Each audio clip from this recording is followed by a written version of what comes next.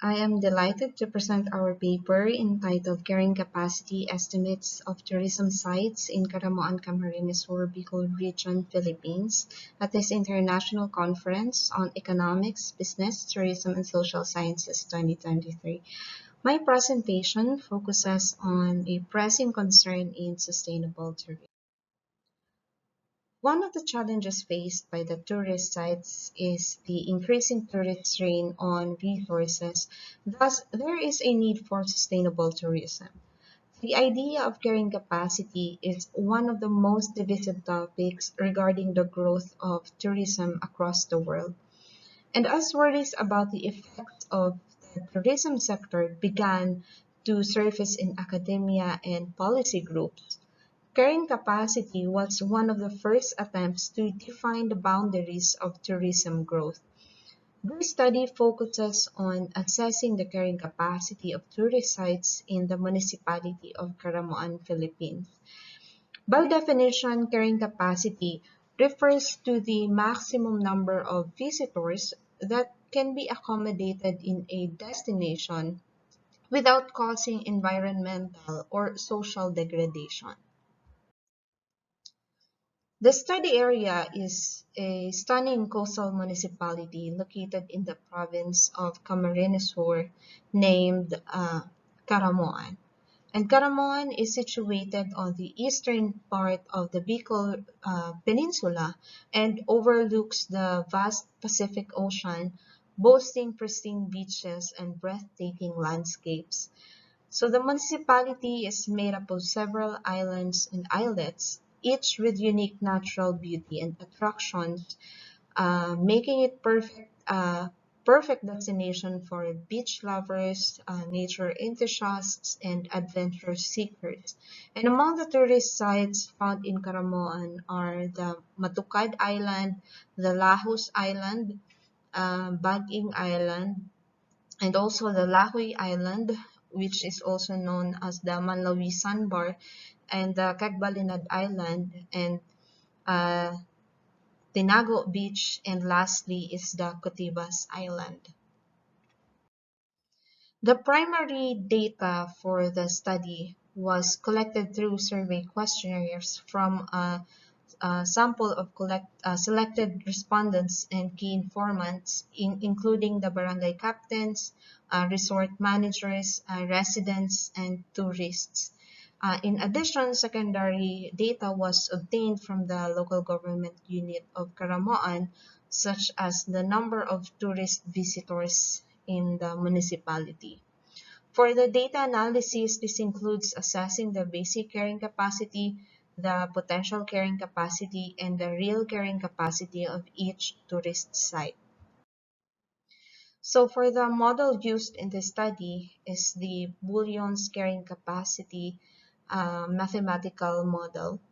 And two standards was used for island capacity.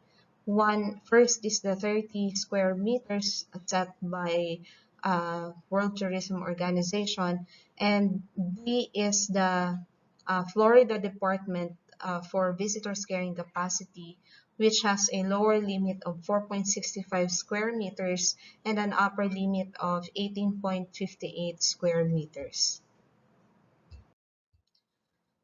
As in-depth analysis of carrying capacity calculations has been conducted based on the established standards, highlighting the disparities in basic carrying capacity and real carrying capacity values for each island.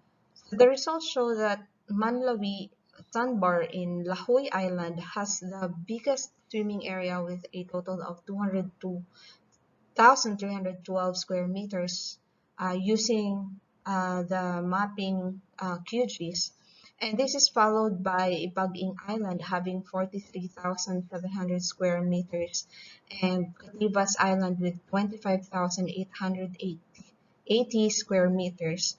And the smallest swimming area identified was found in Tinago Beach with 879 square meters.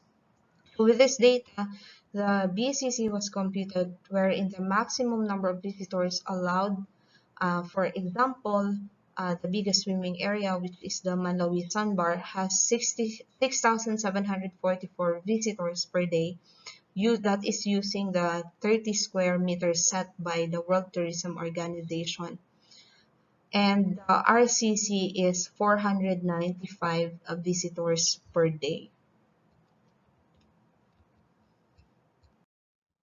However, using the visitors carrying capacity used by Florida Department of Environmental Protection, Division of Recreation and Parks, or the FDEDRP, the results show that using the lower limit, or 4.65 square meters per individual, the BCC for Manlowe is 43,508 visitors per day, and the RCC is 3,195 visitors. Now, using the upper limit, which is 18.56 square meters, the BCC for Manlawi is now at 10,889 visitors per day, and the RCC is now at 800 visitors per day. Using the lower limit of the FDEP and the DRP standard, the BCC and RCC values were notably higher, indicating the potential for accommodating more visitors. Conversely, the upper limit calculations offered a different perspective, highlighting the range of possibilities in balancing visitor numbers. Boolean standard was actually excluded from the study due to its incompatibility with the local context. So this decision was supported by the observation that some areas would be unsuitable for visitors based on the standards application. And according to Kikoy and Briones in year 2009, they further reinforced the choice by illustrating the Philippines' unique tourism patterns where visitors tended to interact within closer proximity. The data acquired from the Municipal Tourism Office of LGU Caramoan presents the number of tourists visiting the destination over a span of 5 years. So this is from 2017 to 2021. So this is without also considering the peak and lean seasons. So this was computed by dividing the total number of visitors in a year from the total number of days in a year. If the peak and lean seasons were taken into consideration in computing the visitors per day, the number of visitors per day showed a different result. So the results show that in lean season, the visitors per day is 205 for year 2017. And as you can see in year 2019, in lean season, it has a 252 visitors per day. On the one hand, the number of visitors for peak seasons for year 2017 is 696, and there is an increase of visitors per day during the peak seasons in year 2019, resulting to 757 visitors per day. So with this, in Caramoan, there are two means of island hopping. Uh, One is the short trip including the islands of Matukad, Cagbalinad, and Lahos, and the long trip including the islands of Baging, Lahui, and Manlawi. So these trips are categorized by the tourist guide by their distance from the mainland, which is Barangay Paniman, and using the data from 2017 and utilizing the individual standard for swimming set by uh, WTO, or World Tourism Organization, the actual daily visits are beyond the tourism carrying capacity in terms of swimming area. However, using the lower limit recommended by the FDEP, DRP, the actual daily visit was below the carrying capacity for the short trip. And for the lean seasons, that is for the lean seasons, but during the peak seasons, the total daily visit has exceeded the carrying capacity of the island included in the short trip. On the other hand, the carrying capacity using the upper limit showed that the daily visits to the island is beyond the estimated carrying capacity. So the islands included in the long trip, that is the Baging Island, Lahoy, and Cotivas, was also compared in terms of their carrying capacity using the data in year 2017. So the results show that in year 2017, using the standard set by WTO, World Tourism Organization, all islands has exceeded its carrying capacity. While using the lower limit for islands in long trip, the daily visits are all below the carrying capacity. However, using the upper limit, only Cotivas Island has exceeded from its tourism carrying capacity. This may be because Manlawi and Baging Island have a bigger swimming area compared to Cotivas. This indicates that some islands experience overcrowding and environmental pressures, which can significantly affect the ecosystem's balance and lead to the island's degradation. For the limiting factors, actually plays a significant role in assessing the carrying capacity of tourism destinations and determining their sustainable development.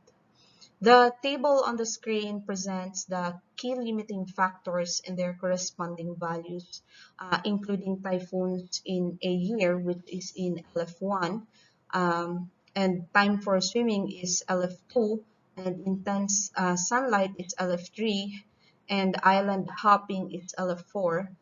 So understanding these factors and their implications is essential for effective tourism management and ensuring visitor satisfaction while preserving the natural and cultural assets of the study area. For LF1, it has an average of 2.47 typhoons per year. So these limiting factors risk tourism activities, especially in coastal areas.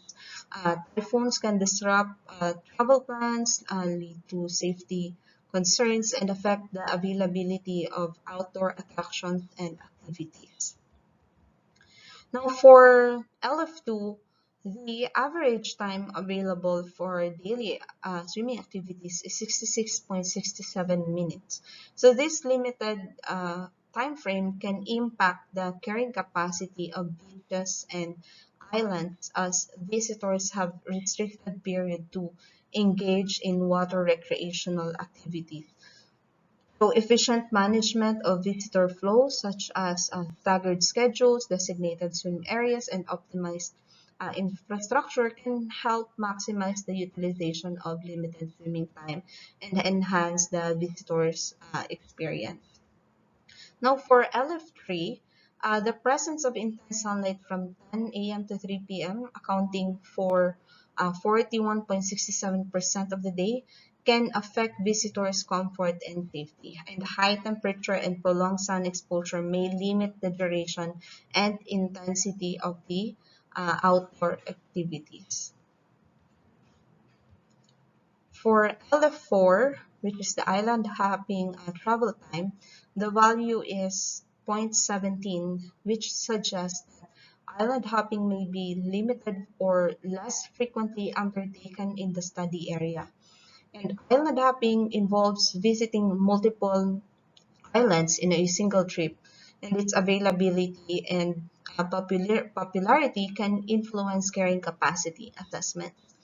Managing visitor expectations, ensuring adequate transportations services, and providing clear information on island hopping options can help optimize the utilization of this activity and distribute visitor flows across different destinations.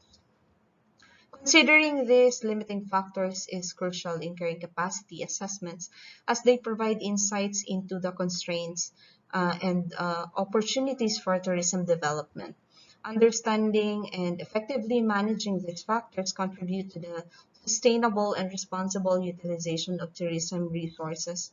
and improve visitor experiences and the protection of natural and cultural heritage. For the conclusion, the study analyzed the carrying capacity of different islands in Caramoan, taking into account factors such as area, travel time, and potential carrying capacity. The study also identified limiting factors such as the typhoons and intense sunlight, and tourist arrival data over a 5-year period showed fluctuations with a significant decline in 2020 due to COVID-19. And the study recommended regular assessments of capacity, adequate infrastructure development, and sustainable practices to ensure a balance between tourism growth and environmental preservation.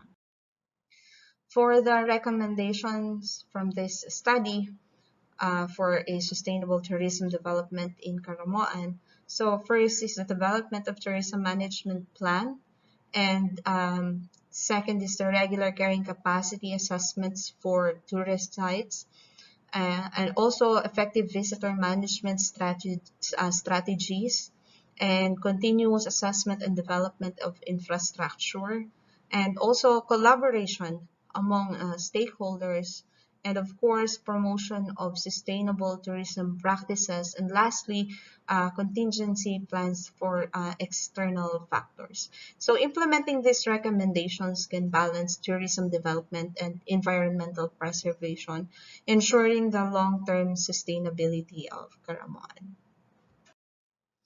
Thank you so much for listening.